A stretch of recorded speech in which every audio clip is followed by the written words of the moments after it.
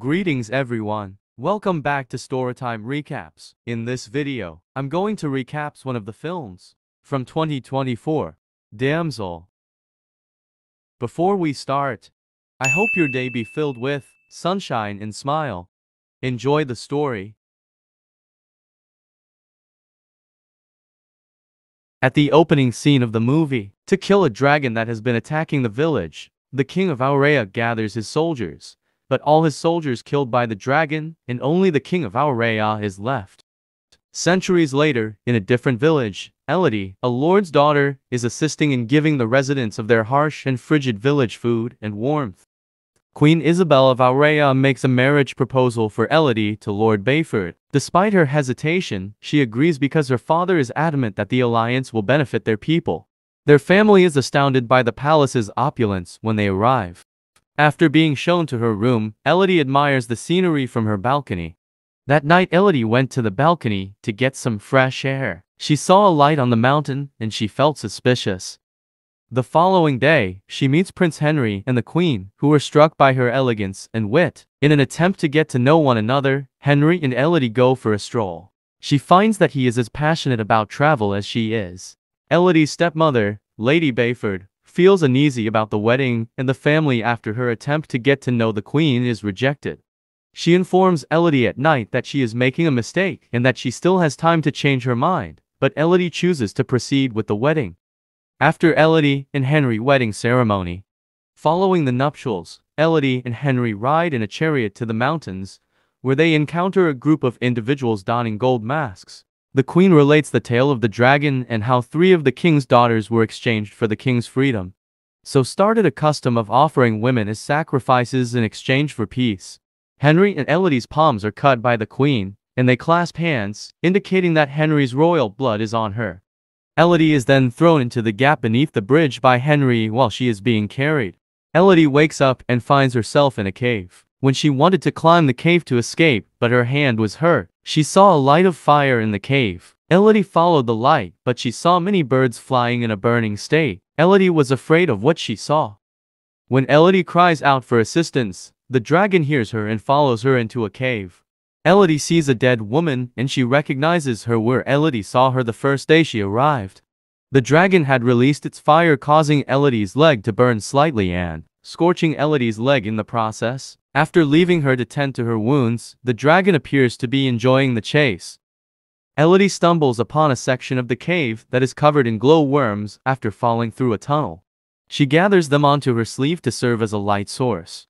She discovers a lake nearby, but the water is murky. She holds her mouth open to let water fall into the lake after noticing icicles above that are supplying water to it. Returning, the dragon blows fire at Elodie and causes the ice to melt.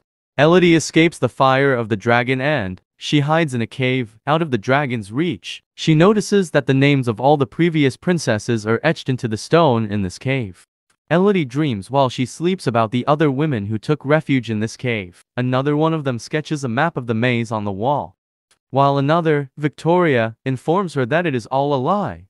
When Elodie wakes up, her burn injury has healed thanks to the slugs. Elodie searches for a way out by following the map. She discovers Victoria's crown when she arrives at an overhead tunnel encrusted with jagged crystals.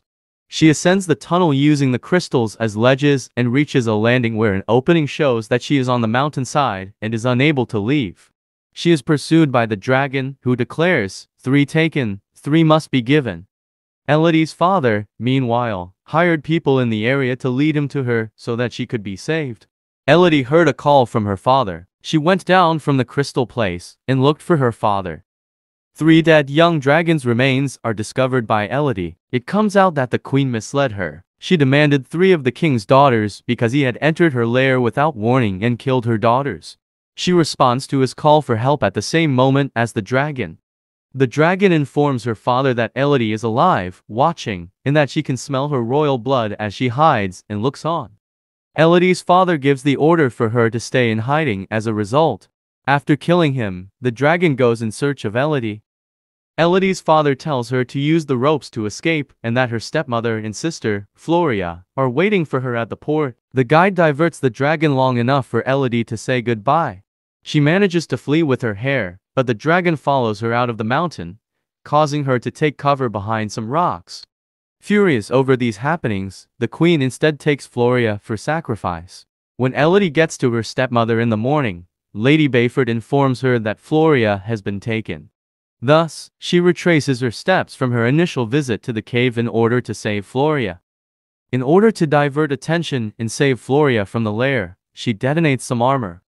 But the dragon finds her, and they engage in a fierce battle.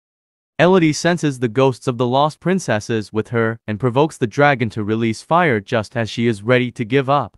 The dragon tries, but it burns herself after bouncing off the wall. Elodie informs the dragon that a lie was told to them both. A tale was told to Elodie about how the dragon terrorized the village and was fed on helpless girls masquerading as aristocrats. The dragon told Elodie to kill him, but Elodie didn't want to do it.